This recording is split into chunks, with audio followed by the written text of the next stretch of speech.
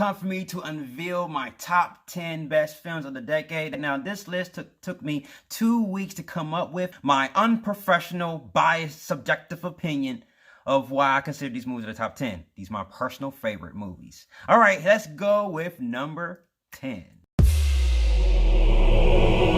Before I begin this video, I would love for you guys to give me your top 10 best films of the decade. If not, just give me your best film of the decade. Number 10 that really shook me on an emotional level that I consider the film of the decade has to be Avengers. Oh yes, it is Avengers. And I know that my other alternate self from a different universe is probably having a good life right now because he probably picked Justice League to be number 10 on his list. And you know, I just wonder what his life is like right now.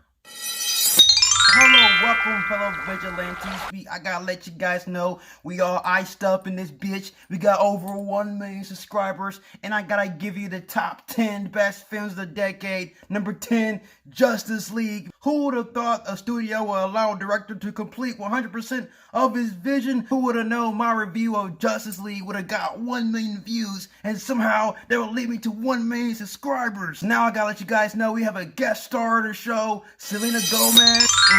Yeah, this was a tough pick, but I have to say that this hit me on an emotional level because this was the first time we get to see heroes together. It all came down to that moment in 2012 where we get to see all these heroes, Captain America, Thor, Hulk, all on the big screen together. That started the MCU, that pretty much created the superhero genre. So now we look at superhero films and we look at them as genres now. So what kind of world we live in? So yes, just because of the impactfulness of the Avengers, I believe it's considered one of the best films of the decade. And number 9 was a tough one. This movie made me fall in love with Ryan Gosling, and that movie is Drive. Yes, number 9 is Drive. It's directed by Nicholas Winding Refn, and he is considered one of my favorite directors of all time. Yes, I have a top 10 directors too. I'll do a video of that too as well down the road at some time. Stay tuned for that. This was a really good movie, and also one of the things I love it was its visuals, the acting, the directing, and the music from Cliff Martinez. Definitely blew me away, and every single scene is captivating. There is not a moment. It is a slow burn, but as a slow burn, I love that burn. So I just wear icy hot. But I love number 8 more than number 9. So here's number 8. Number 8 is a horror film because I consider this to be Babadook. Yes, Netflix original is definitely what made it to my list. And basically, it's a horror film that deals with grief. I actually love this movie. I love its visuals. I love its storytelling that they have around the Babadook. It's so much more than just your traditional horror film. It's actually sort of like a cerebral horror film. You just gotta put your mind to it. And it's entertaining and it's thrilling. You gotta check this out. Yes, so it made it to my list. You're going to check it out. So yes, Babadook, here is number 7. Number 7, I consider this one of my favorite action flicks of all time. John Wick's action sequences, you know, especially John Wick 3, is close to it, but not close to its level. Yes, that movie is Raid Redemption. Yes, this movie came out in 2012. It has 100% pure action. The brutality of each punch and each kick is, you felt that shit. You felt each bone being broken, every single limb being twisted, every single organ being punctured. You felt you felt all that.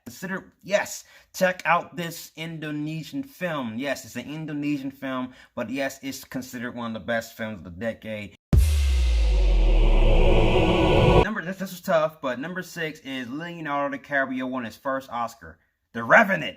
Yes, this movie was directed by Alejandro Sandro Gonzalez. I'm not good with names. This is pretty much like his most physical performance I have ever seen him in. Excellent cinematography, excellent the way to direct this movie. They didn't use no set lights. They shot this whole film with natural lighting, and you felt that. And if you watch this film, you wouldn't even recognize it. You wouldn't even recognize the difference. That's the beautiful thing from this director. Yes, but it's not as good as number 5. What? Number 5 is Mad Max Fury Road. Woo! George Miller, man. This movie, whoa. This was a high-octane, out-of-your-seat action flick. Classic action flick you would definitely love. You would see a man on top of a monster truck with a guitar with flames coming out the tip in the middle of a sandstorm. This is a nut-busting action movie. Basically won an Oscar, too.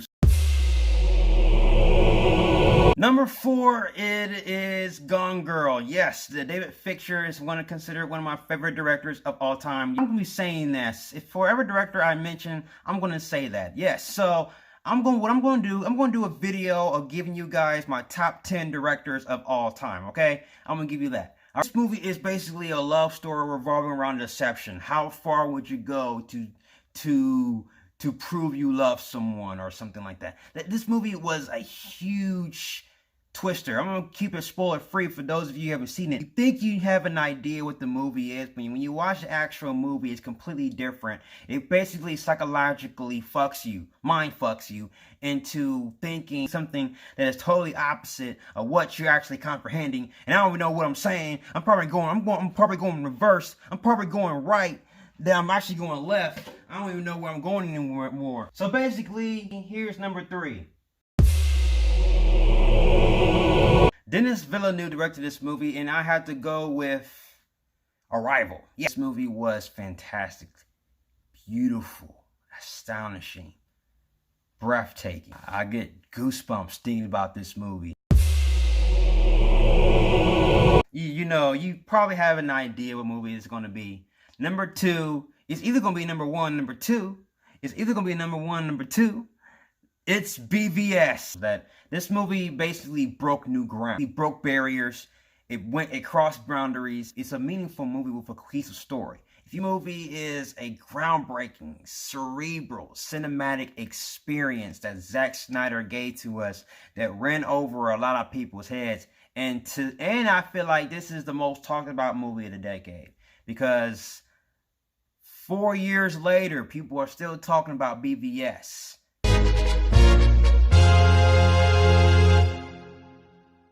Blade Runner 2049. Like, when I saw this movie, this was a cinematic experience. I consider this the best sequel of all time, like, hands down. Like, this movie bombed in the box office, unfortunately, but I feel like that people don't like appreciating cinema anymore. They don't appreciate good filmmaking. They don't appreciate that. This is a movie that focused on its own story. Yes, it was a sequel to the classic Blade Runner, but it focused on its own story, and it didn't focus on sequels that had a good character development. The score, the visuals was immaculate, breathtaking. Yes, Denis Villeneuve was a highlight. I actually love this movie. You gotta check out this movie. Blade Runner 2049 is considered one of my favorite movies of all time. That's my top 10 best films of the decade. More videos heading your way. I will give you guys my top 10 directors of all time. Can't wait for that. And I will have a review